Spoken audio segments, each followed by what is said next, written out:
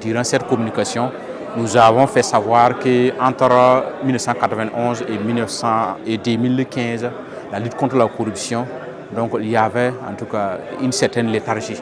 Voilà, ça n'allait pas comme il le faut, surtout à l'égard des coupables, donc des auteurs de la grande corruption surtout.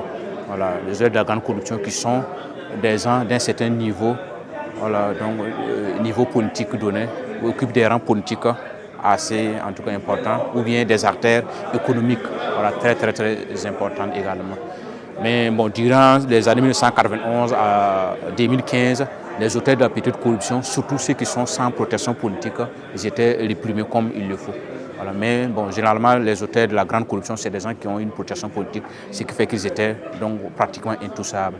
Et nous avons effectivement fait comprendre qu'entre 2015 à 2023, bon, durant cette période, il y a eu un nouveau élan dans la lutte contre la corruption et qui tentait donc, en tout cas, tendait vers une lutte inclusive, voilà, où on ne triait pas seulement les auteurs de la petite corruption pour sanctionner, mais aussi les auteurs de la grande corruption sont inquiétés.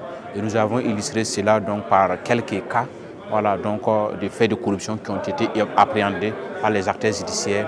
Et bon, il y a eu des tentatives donc, de condamnation. Et parmi ces cas, bon, nous avons vu que la question des 2 milliards qui circulaient dans les cantines, donc c'est un problème qui s'est posé avant 2015.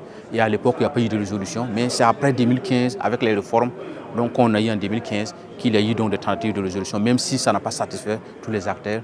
Donc ce qui a fait que en tout cas, un certain nombre d'acteurs, notamment le RENLAC et autres, donc, ont demandé à ce qu'en tout cas, on revoie le procès, voilà, du concerné. Voilà. Également, il y a eu aussi donc, des procès d'un grand opérateur économique. Et cela n'aurait pas, en tout cas, pu avoir lieu si on était dans le contexte de 1991 à 2015. Il y a eu, en tout cas, d'autres cas bon, qu'on a tenté donc de donner.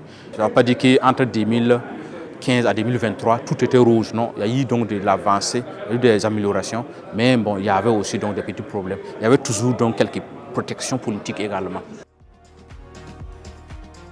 Nous avons effectivement estimé qu'en 2023, il y a eu un processus donc, de réforme au niveau donc, du système judiciaire.